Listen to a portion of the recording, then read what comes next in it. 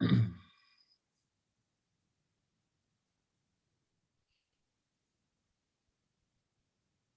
now live. Okay, thank you, Matt. Good evening, everyone. I'm Ken Smith, President of the Royal Archaeological Institute. Welcome to our evening lecture for Wednesday, the 10th of March. I hope that you have all realised that, unfortunately, our speaker, Maya Hoole, is indisposed and isn't able to give her lecture this evening. So, quite apart from anything else, excuse me, we wish her a speedy and complete recovery. But David Breeze has valiantly stepped up to the plate and is going to give us a lecture this evening. Completely coincidentally, I discovered that Maya is David's second cousin once removed. So we could see this as a kind of family affair, one stepping in for the other, but that's by the by almost. I expect a good number of you know who David is, but just in case there's a person there who doesn't, David, just in this century, thereabouts, was Chief Inspector of Ancient Monuments at Historic Scotland from 1989 to 2005. And subsequent to that, he led the team that resulted in the Antonine Wall being inscribed as a World Heritage Site in 2008, forming part of the Frontiers of the Roman Empire World Heritage Site. David is, of course, a past president of the Royal Archaeological Institute from 2009 to 2012. And in fact, my first year on council in 2011-12, he was president then. Another coincidence. That's weird how these things crop up. David has excavated and written books and articles on both Hadrian's Wall and the Antonine Wall, and has visited and written about Roman frontiers on all three continents where they occur. And this evening, he's going to tell us about Roman frontiers in their landscape setting. So David, over to you to share your screen. Thank you.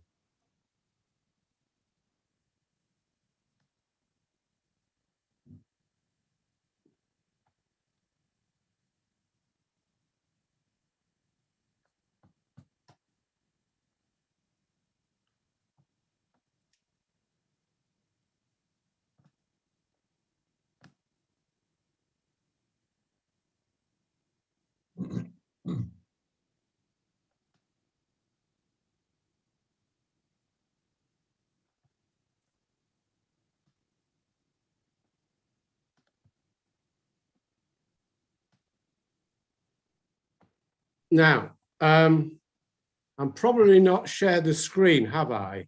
No, not yet. No, sorry. I should have done that first, I suspect. I beg your pardon. Right, sorry, there we go. Nothing as yet. No, there we go. There we go, yep. Okay. You just need to enlarge the screen. There we go. And you're away. Okay. Fantastic. Thank you, David.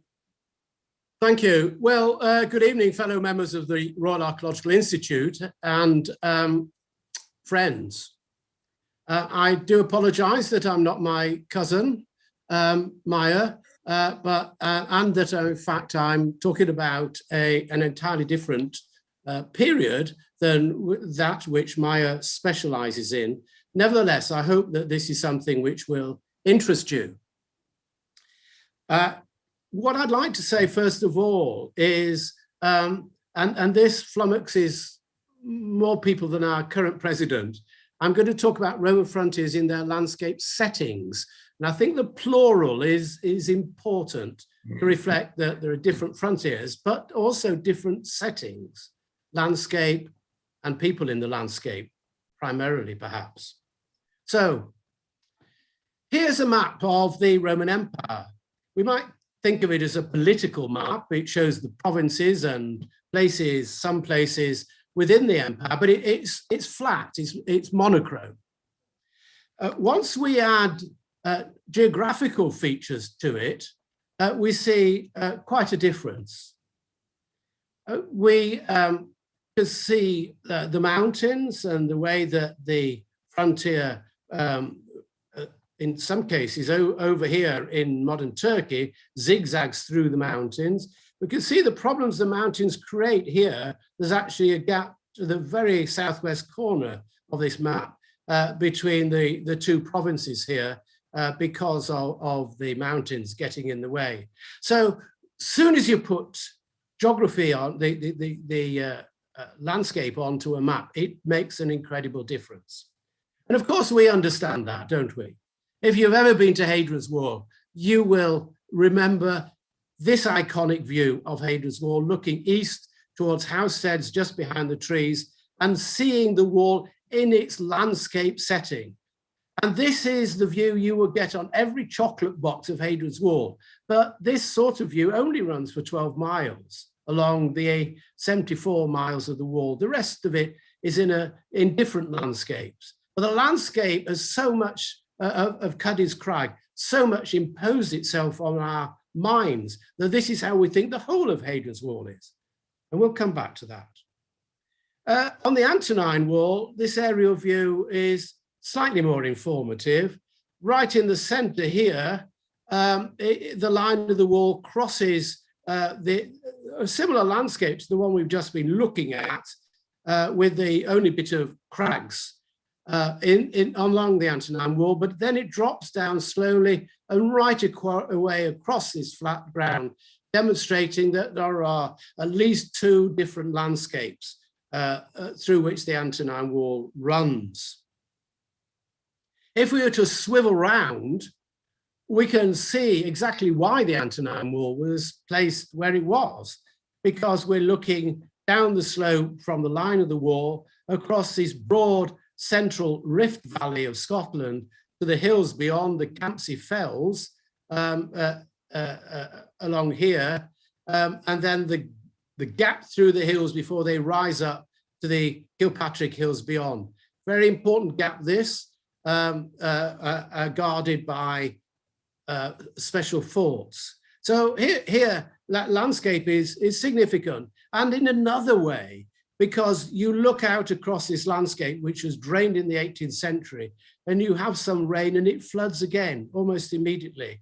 Not good ground for trying to use your cavalry in, for example. And that is possibly the reason why we have so little cavalry based on the Antonine Wall.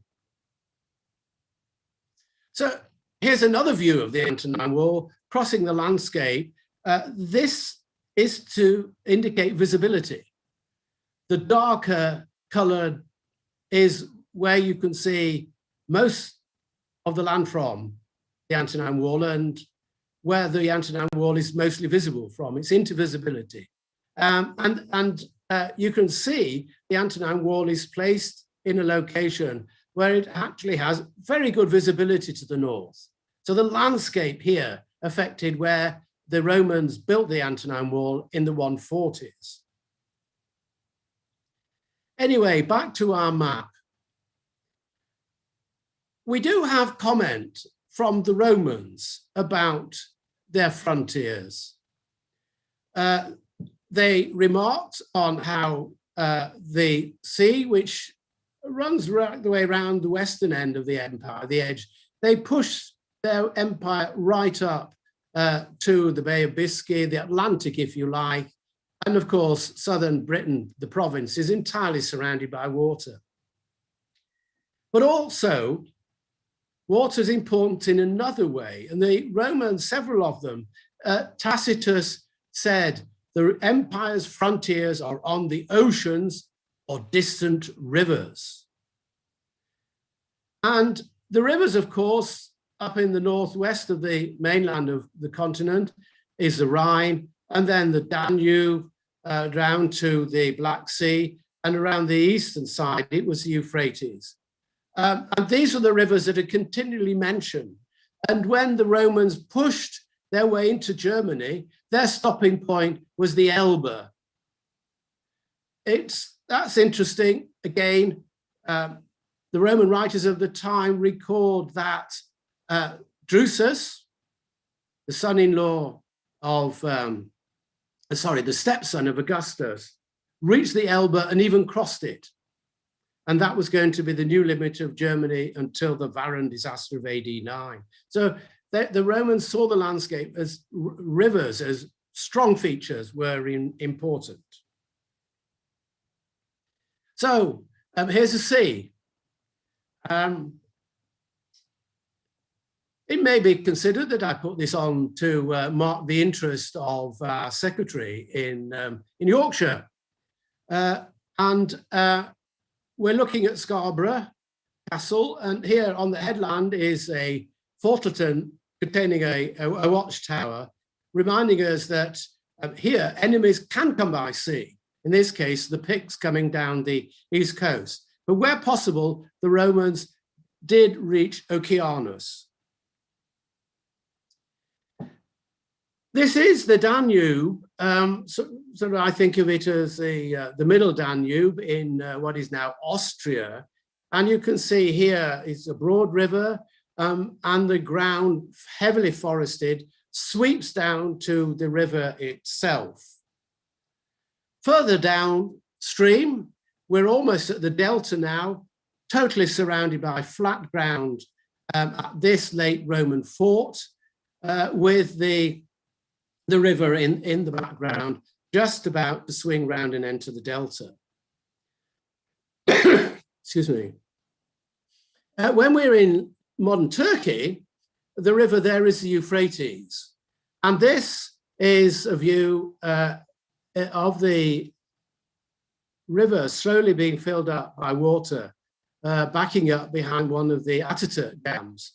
This was taken 30 years ago and is now probably completely filled. And in the result of this activity was to completely submerge 2 legionary fortresses on the river. Well, the river here, you can see again how it's in a not quite a steep-sided chasm, but pretty steep all the same, of the ground sloping down into the river. And along here, you can see how the white line starting at the top of the screen, bending to and fro is the river, forming the frontier until it heads off eastwards past Europus, which we'll come back to, and on to modern Basra and the Gulf. So at the point where the river heads off, we enter the desert, and now the frontier is a line actually within the desert. So where do you put your forts on in the desert? Sometimes they are simply plonked down like this. This is the eastern desert of Egypt. And here you can see the routeway diagonally crossing from bottom right to top left, with the routeway guarded by a small fort. These are often placed very strategically, and the line of the forts is very significant in the landscape. When we look at this line running south from that point on the Euphrates down to modern Red Sea at the bottom end, Aqaba, we've got a bend in the middle of it. And you might think, well, what's that there for? Well, here's the answer. It's the particular iso height here, where Hadrian is written across the map. Here, that's the bend.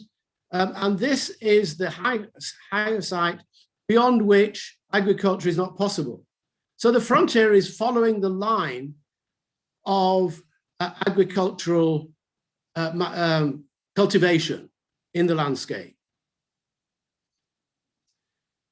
And the forts, where possible, are placed at oases, as you would expect. This is another oasis in Egypt, in this case.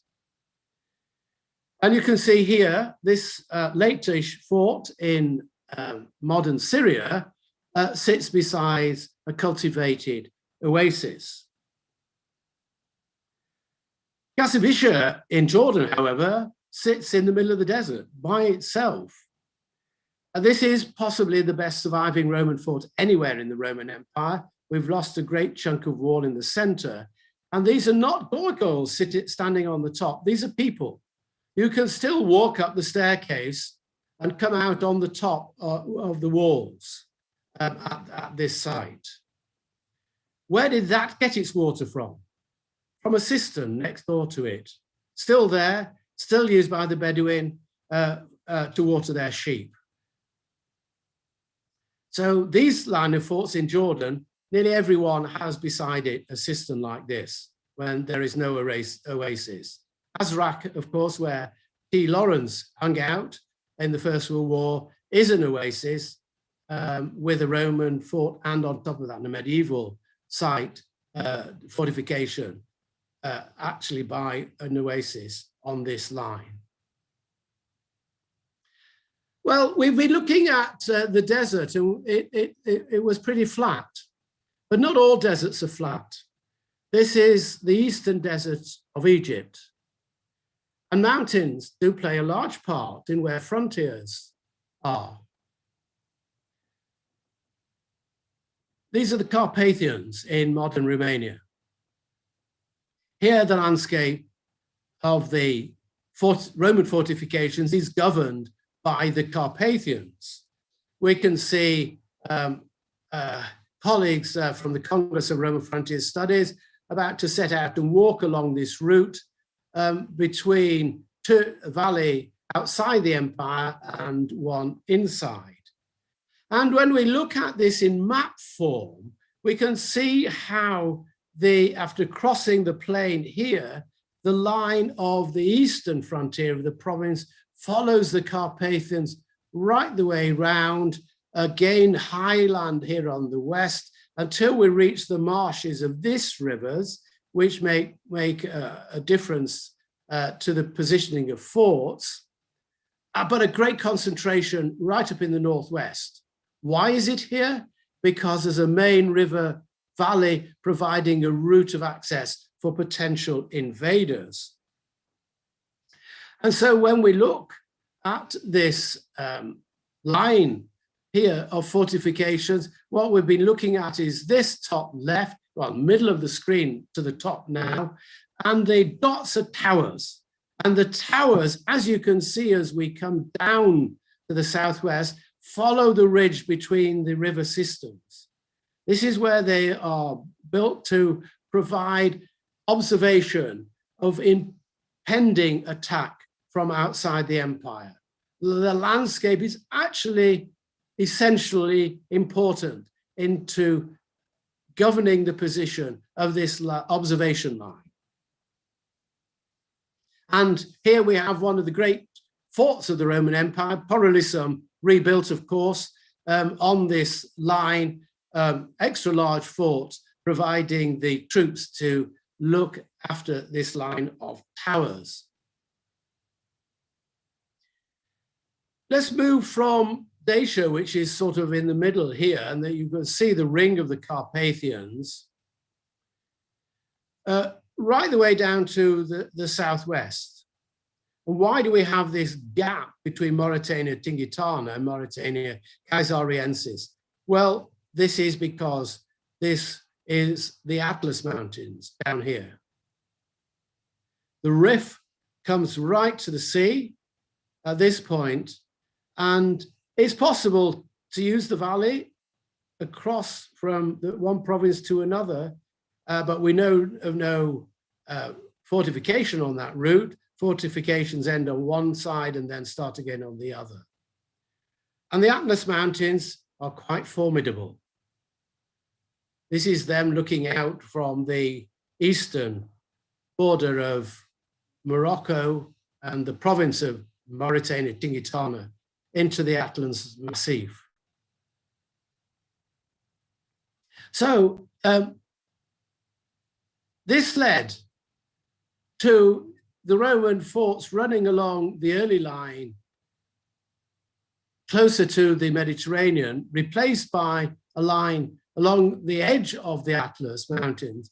But instead of the forts here cutting across, the Roman fortifications actually circled round to the south side because they wanted to avoid the high plains of the Atlas Mountains at this point. It created a very strange boundary, but it clearly didn't bother the Romans.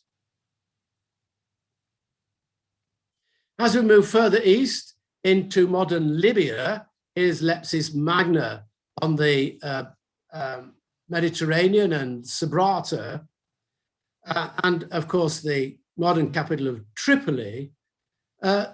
Mostly the forts here are running around the Sand Sea, and it was mostly these sites, right the way at the bottom, Gadames and Jeriet el Garbia and Bungem, that the Severus created in the about 200, pushing forts right out into the desert to control the routes into the province, as we can see so very clearly.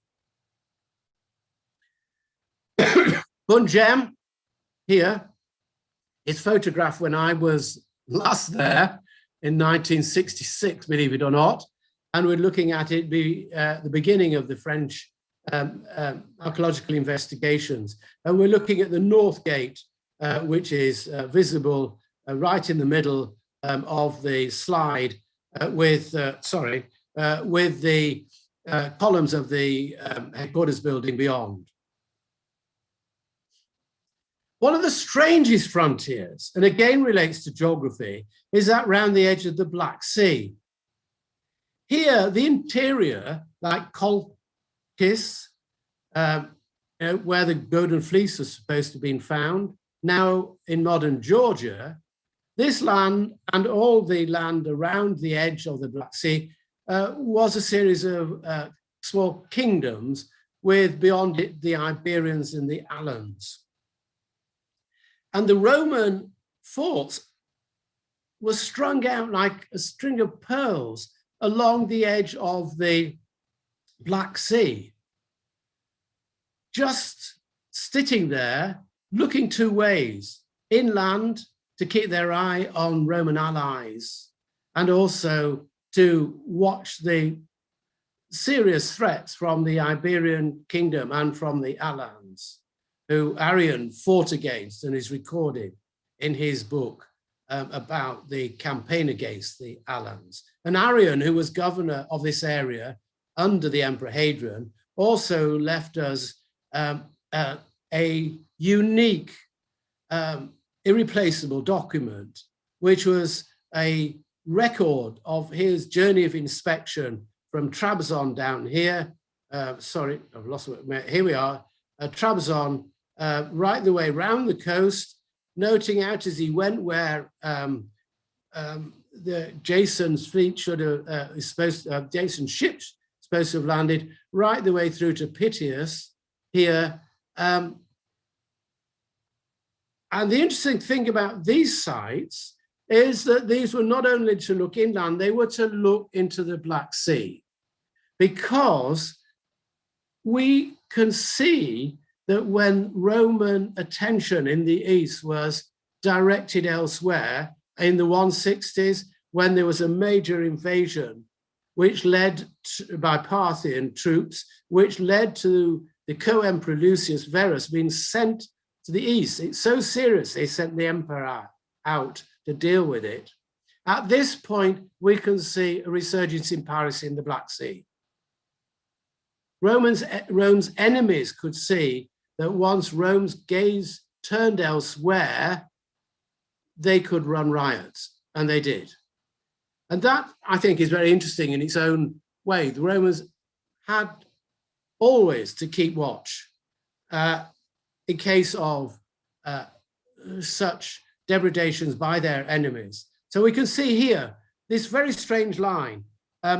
Look at this map right over the east. It's just a red line running round the edge of the Black Sea. Here we've got a couple of forts in the Crimea, and then on the northwest side, the frontier comes down on the north side of the delta to the sea. So the Romans kept watch on the whole of the Black Sea, and that's why we have this string of forts along its eastern coast, just hugging the edge. Now, we've looked at rivers, oceans, deserts, mountains, and where we don't have these, where we don't have a clear barrier, what did the Romans do? Well, sometimes they're left with an enormous flat landscape like this in Germany. And they ran along it. You can still see it today, starting bottom left and swing right the way across the landscape. Still visible in our modern landscape is the line of the Roman frontier. Not a lot to see of it on the ground today because it was built in timber. So here's a reconstruction of it in just outside the Roman fort called the Saalburg, north of Frankfurt. It's just a very stout fence providing this boundary to the empire. And this was built under Hadrian. So this is, if you like, the land frontier, the artificial barrier. And this is, of course, what we have on Hadrian's Wall. Here we've got a mile castle, and we've got the wall very clearly visible, running over the landscape, picking up right over the top and continuing over here past this wood and on eastwards. The interesting and different thing about Hadrian's Wall to most frontiers is the number of gates through it. Originally, one at every mile, hence the term mile castle. This is more than we would expect on and find on any other land frontier, even the Antonine Wall. So why is this? Well, the answer is we can't tell you. I can't tell you. I don't know. We can only guess. And I think at the moment, and my mind does vary a little bit, the possibility is that when Hadrian planned Hadrian's Wall, he was somewhere else from northern Britain. Hadrian's Wall, in its regularity, as Brian Dobson and I pointed out in our first book on Hadrian's Wall in 1976, gives the appearance of being planned elsewhere in its regularity, which gives nothing away to, very, very little away to the landscape in which it sits. It's as if somebody drew it up on a piece of paper, what in past days we would have said on the back of a cigarette packet, and it was translated to Britain. And when Hadrian became emperor, he was in the east. He almost certainly, on his travels back to Rome, met the man in the governor in the Danube Delta, who he sent at that point to Britain, probably with instructions to build a wall. And when the governor, Pompeius Falco, said to Hadrian, "Now, sir, what kind of wall do you want, sir?" Hadrian scratched his head, and there were no walls in the west of the empire to speak of. Just perhaps only 4 cities had walls around them. So Hadrian answered in relationship, perhaps, to what he knew, like the walls around Athens. So he said, "Oh, I want a wall like a Greek city-state has, a Greek city like Athens." And that's what he got, a big, broad stone wall for most of its length, with lots of towers on it. There was probably a tower here over the North Gate. And that's the wall, why we ended up with this very unusual form of Roman frontier. Now, I digress from landscapes. As many of you will know, I have great fondness for Hadrian's Wall and its problems. But here it is. Here it is in the landscape. So the line of Hadrian's Wall, as you can see, was placed in front of an existing line of Roman forts running across the countryside. In the valley, as you would expect. That's where the food is. That's where the people lived. That's why the forts are there. Nick Hyam produced a map of Roman forts in northern England in relationship to agricultural land, showing that nearly all forts were placed where there was good agricultural land. And that's also not just because the land could feed the army, but also because that's where the people live.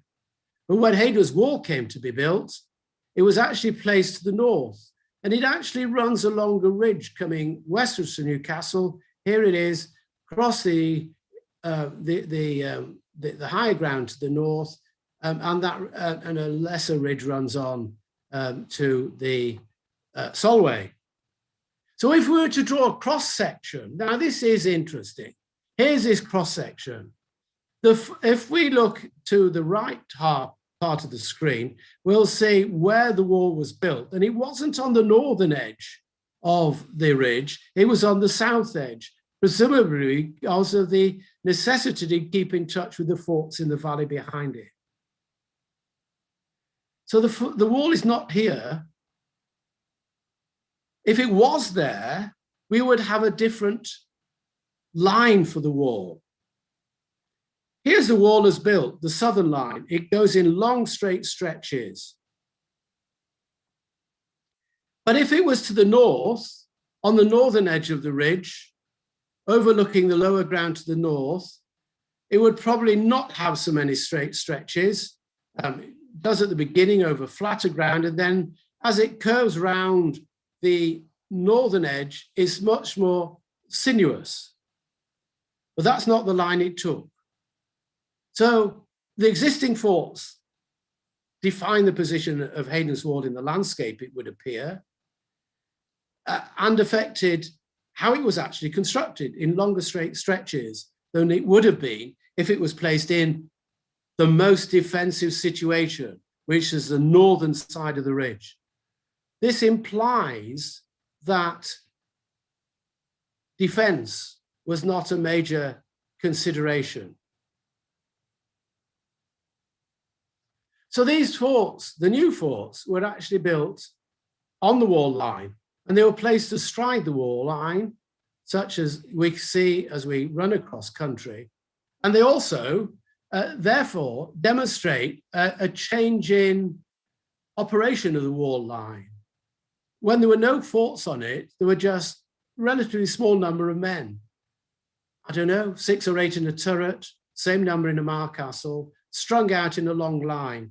Now whole units of 500 or 800 men are on the wall, and these forts are astride the wall. So it's indicating that the army was now intent on operating to the north. It's a pity that we don't know enough about the original garrison of the forts of Hadrian's Wall. So to make sense of Hadrian's Wall against the background of military deployment, which we see here, we can examine this map, which dates to the early 3rd century, sometime not long after 200. And the red dots are the cavalry units. And look how we have 2, 3 cavalry units on the wall, and they're straddling the main road north here, Deer Street, the modern A68. And behind them, a couple of more forts. There's another Newcastle, another road, possibly leading north here. But we have 2 forts behind the wall as backup. To the west, we've got a major fort, 800 men at Stanwick by Carlisle, with forts again running behind the wall, as you can see, on the both coming southwest and southeast, with yet more cavalry behind on the main roads leading north. And the final backup, of course, are the legions down south at Chester and at York. So we've got a really strong, if you like, defensive, but also offensive arrangement of military deployment. Units helping to defend the province, but also poised, because they were cavalry, for dealing with any threat to the north by marching out of the gates through the wall at Carlisle and just north of Corbridge into enemy territory to seek to deal with any potential invasion or raiding north of the frontier. This, of course, is backed up by treaties. The Romans, just a little before this, it's recorded they had treaties with the Caledonians, who were living over 100 miles north of Hadrian's Wall. So this sort of military deployment is just one element of a wide scheme of diplomatic and military protection for the province. Well, okay, so what about military invasions? Were there many? What happened on the frontier? as far as we can see from the literary evidence, there weren't that many major invasions. Just as in today's world, there are times when frontiers are very quiescent. The 19th century was pretty peaceful in many ways, as far as external pressures were concerned, at least from the end of Napoleon in 1815 through to the First World War. And then there were two major wars in succession, and then on the whole, it's quieted down again. What we see and saw in Europe is more local disturbances. And if we look at the Roman Empire and we study raiding, we find that there are records of raiding on and off on every Roman frontier, whether it's in Britain, Europe, the Middle East, or North Africa. The main issue for the Romans is not major invasion, where they would gather their forces together and march out to defeat, perhaps, hopefully, a major invasion, but raiding and how you deal with that. And how would you deal with access, control of people wanting to move into the empire? I think a lot of the reason behind building frontiers, such as we've been looking at, such as Hadrian's Wall or the German frontier or the Antonine Wall in Scotland, is to ensure that the Romans can impose their will on people moving in and out of the province, just as Fortress Europe is trying to do today. That said, again, turning to Roman military deployment, here we're looking at the European mainland from the North Sea through to Regensburg on the Danube in the eastern side of this map. And we can see an interesting military deployment, which relates to the geography. So towards the top is the river Lippe, which is a major route into Germany. Once a line of Roman forts ran along it. And at the point where it starts at Xanten, Vetera, on the Rhine is a blue dot. That's a legion. It's the only legion until you get up to Bonn, and flanking it, there's a couple of red dots, which are cavalry units providing support for the infantry of the legion.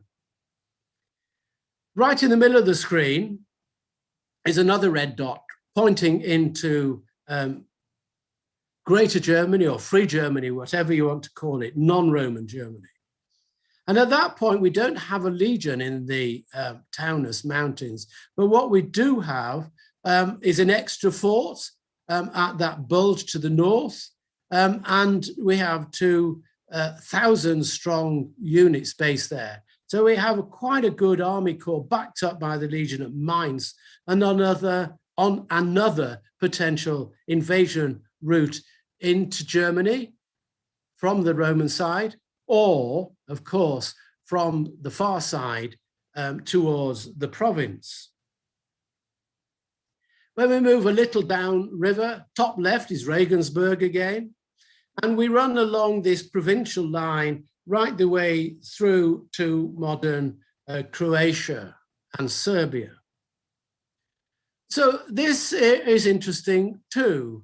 Right in the middle is Carnuntum, and here Carnuntum and Vienna to its west and Brigatio to its right are actually very close together for legionary fortresses, and there must be a reason. And one major reason is that this is the southern end of the amber route, the route bringing amber and trade from the Baltic regions of Germany down to the Roman Empire.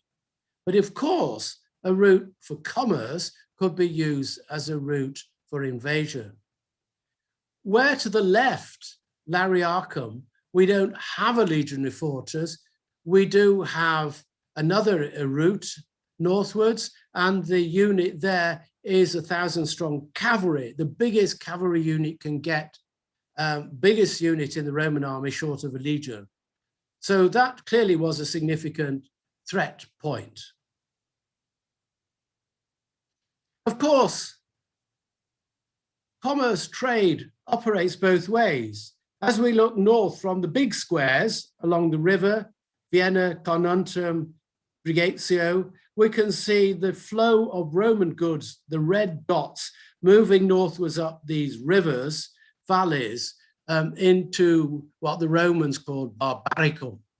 So what we have here is lines of commerce, if you like, governed by the river system.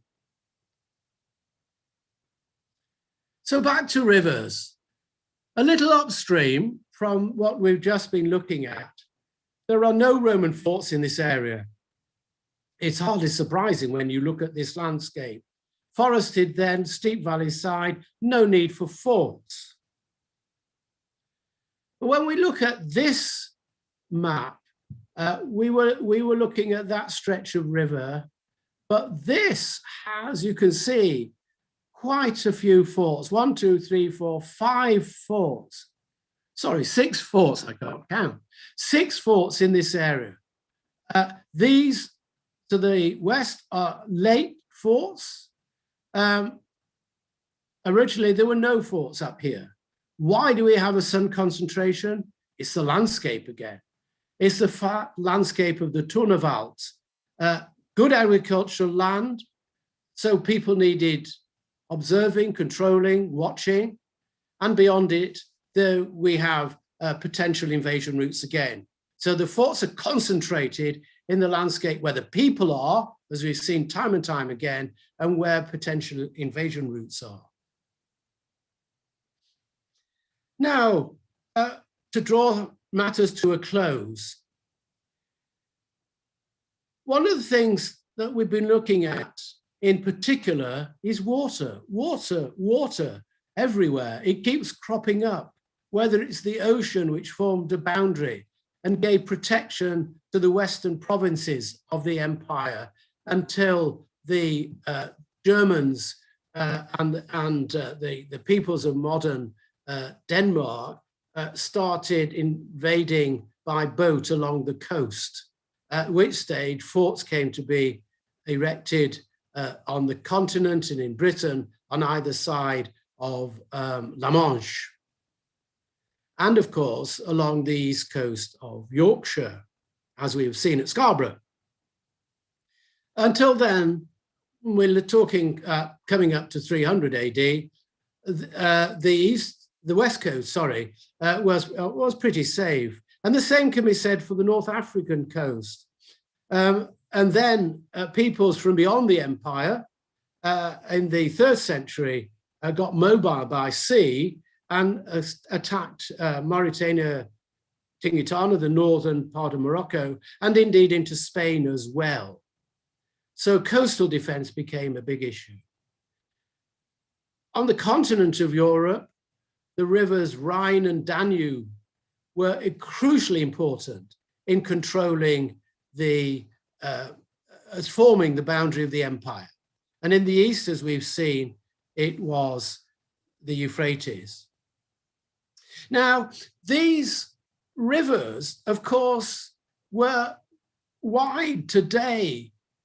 They're crucially important in the movement of goods up and down the Rhine and the Danube, from the Black Sea and the Eastern Mediterranean into the North Sea. If you go to the Rhine, you can see the amount of shipping going up and down the Rhine and the Danube. And so the Romans also used these rivers for supply. They became very important in that way with food, for example. In this case, it's tents for supplying the army, being moved up and down these rivers. They built a towpath starting under Tiberius, not long into the 1st century, along the Danube to allow for shipping to be hauled along the river.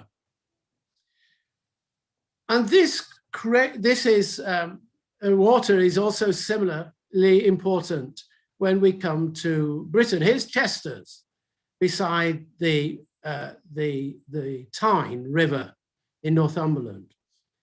Here is the fort, and beside it is the bathhouse beside the river. I'm not suggesting that water was taken out of the river for the bathhouse. It might have been from upstream. But river is crucially important. Water is crucially important to the Roman army. There's 500 men and their mounts needed water. There's a rather late Byzantine source which says that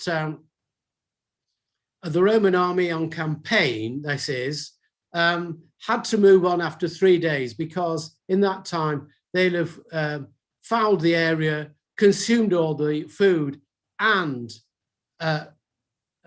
damaged the water supply by horses feeding it, drinking from it, and so on. So at that point, they move on. Water is crucially important for an army. Here's Jura. I mentioned we'd come back to Jura. Here's a great city of Jura Europos on the Euphrates. And you can see to the left and bottom the greenery, which emphasizes that agriculture here is able to help feed the soldiers and the civilians living in this great town and military base. So what happened was that the Roman legionaries in their bases along the frontiers, as you can see, of the Rhine and the Danube across Europe and along the Euphrates, settled down into their bases and became almost immobile because this supply chain came into being along the rivers, and the rivers simply became so useful to the Romans that it's very possible that this was one reason why the Roman Empire ceased expanding. So if we look at this in a slightly different way, the rivers acted in that capacity. They acted as a very clear northern boundary to the empire. From the North Sea here, through the Rhine, the Danube, the Black Sea, the Euphrates to the desert here, the northern empire of Rome was defined by the water in its rivers. The southern half was defined by the exact opposite, the lack of water available for its army. So the Romans did explore, they explored the Sahara Desert. They came right the way down here to Garamantine territory. Hosidius Geta came across the Atlas Mountains and marched somewhere around bottom left for several days, seeing that there was nothing there, and gave up. The Romans knew there was nothing beyond the river Nile here, and they sent an expedition bottom right along the Red Sea and realized how infertile that was. So they knew there was nothing beyond where they pitched their borders. So the Roman Empire was defined in two different ways, by water or the lack of it.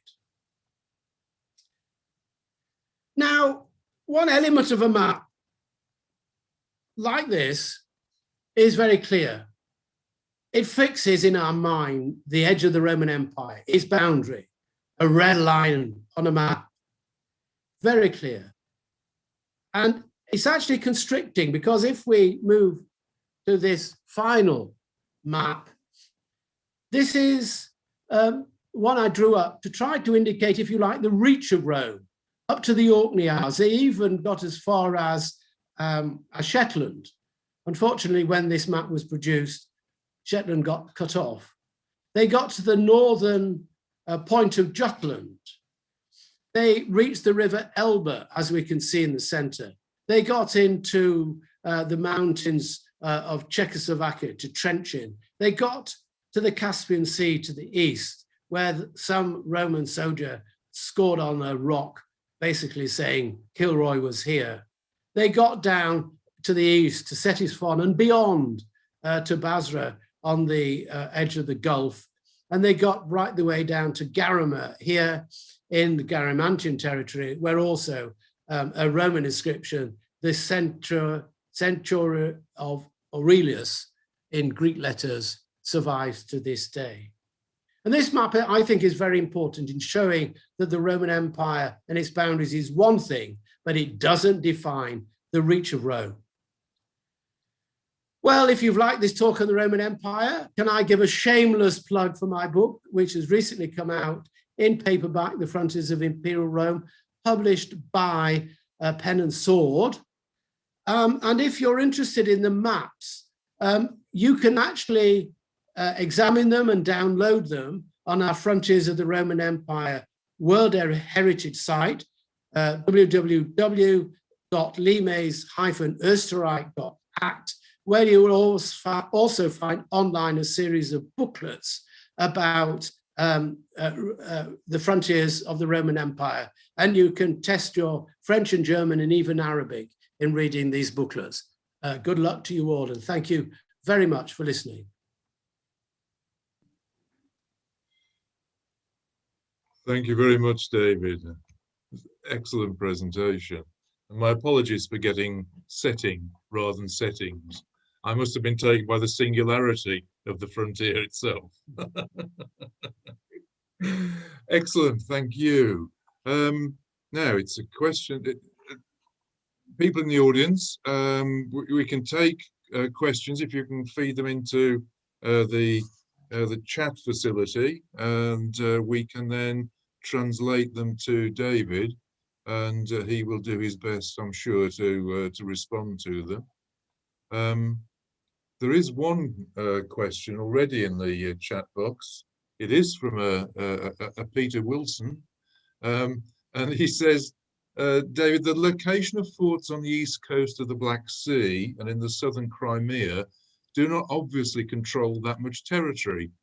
Is their primary purpose to support allies, as suggested, or do they reflect a wish to protect Roman engagement with commerce into and out of the region that could be threatened by piracy, for example, which you did refer to? Yes. I think probably we should think in terms of threats from the sea and from the land. Hadrian, in his book Periplus, which is published, you can buy this translation, the original and translation. He remarks that he didn't think at Phasis the merchants were well enough protected. And so he ordered the construction of defenses to protect the merchants, which is sort of indicative of the need to protect important civilians. And of course, a lot of trade went on with peoples beyond the empire. And Colchis, Georgia today, is still rich agricultural land. The Golden Fleece story is not set there by chance. I think it's just a line. The interesting point that Peter raises is that it is just a line. And one of the interesting aspects of the Roman military chutzpah, as much as anything, is that they were prepared to stick forts almost in the middle of nowhere. 500 soldiers in this case, possibly maximum in each fort. Often the map of North Africa, I showed the sites coming around the south side of the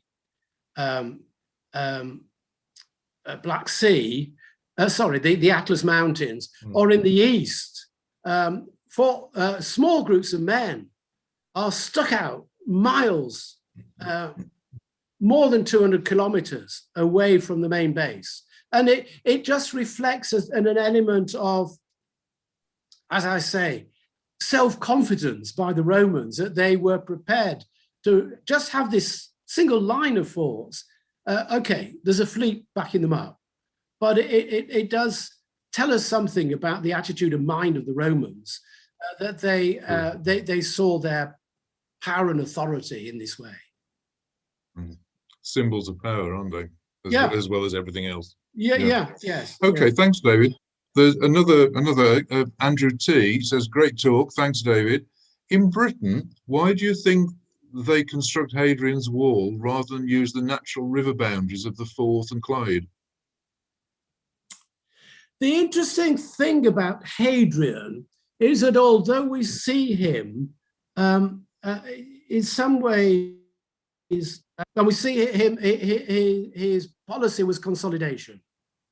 I think an element of this is he had the understanding to realize that Rome didn't have limitless manpower any longer. Trajan just had two major campaigns, but you lose a lot of men in that way. And I think Hadrian might have just realized that you couldn't carry on as you had done. So that's partly behind his policy of consolidation of where the empire was at the time. He's also, I think, quite conservative. You see, what could have happened, as Andrew implies, is that Hadrian sort of scratched his head and said, all right, what should we do in Britain? They knew about the Antonine Wall. They'd been well beyond the Fourth Clyde Isthmus. They'd been well beyond that in the past. So they knew about it. So he could have scratched his head and said, well, we can shorten the frontier line in Britain and reduce the number of men in Britain by building a wall further north. But he didn't do that. He just consolidated on the existing line. And that's very much Hadrian. He didn't push forward in Germany. He just built his frontier in front of the existing line of forts, just as he did it in Britain. It's not as if he's doing a major review and working out what the best frontier lines were. He's actually doing a sort of middle-level review, if you see what I mean. And that led to consolidation on existing lines. I mean, the Roman Empire boundaries are very strange. If you look at them in detail, the Great Hungarian Plain is not in the empire. You look at that map, you've got a great gap between the Danube and Dacia. Why didn't they just run the frontier across? Can't answer that one, but it's strange. Yeah. Thank you, David. Another question, the interesting moniker of Twisted Armco asks, thanks for the lecture, David. Can you think of any other examples of Roman frontier building where political or other considerations appear to have superseded landscape considerations? Gosh, that's a good one. Political. Or other considerations. Well, superseding landscape considerations. Yeah, I mean, there's I think I can offer two examples. One's internal, if you like, and the other's external. So in the east is Parthia.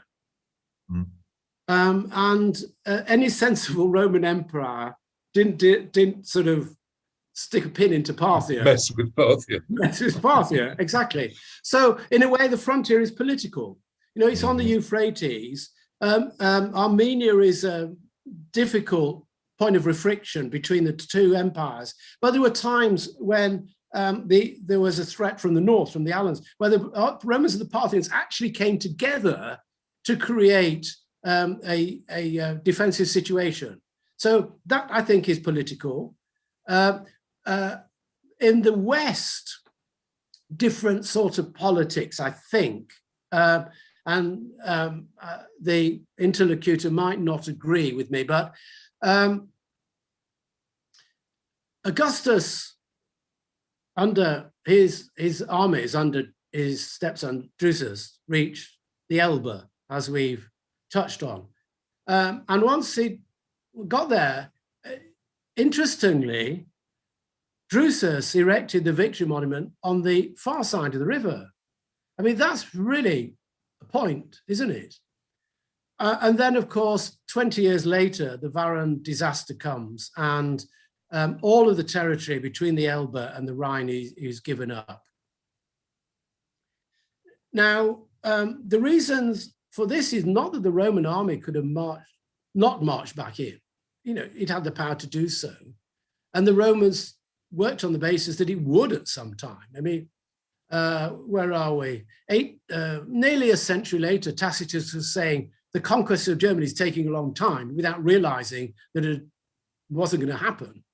But the reason why Augustus didn't send his armies back was simply that he was an old man. He was in his 70s. And he'd had this scarring defeat, which the younger Augustus would have risen over, I think, and just shrugged his shoulders and said, okay, we've lost 3 legions, let's get on with it.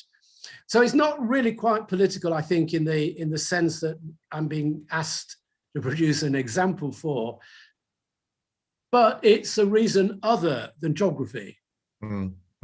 Okay, thank you, David. There doesn't appear to be another question forthcoming, so I'll ask one. Toward the end of your presentation, you talked about the rivers being boundaries and the implication, notwithstanding the fact that Rome got as far as the Elbe and that commerce obviously went up the tributaries, to what extent do you think they therefore became barriers to expansion as well? I think you touched on that to an extent, but I'd be interested to expand on it a bit. Yes. I think we can see, I mean, in this, let's look at Britain. We still have a garrison in Carlisle. What's he doing there? or Preston? So we have, in our country, a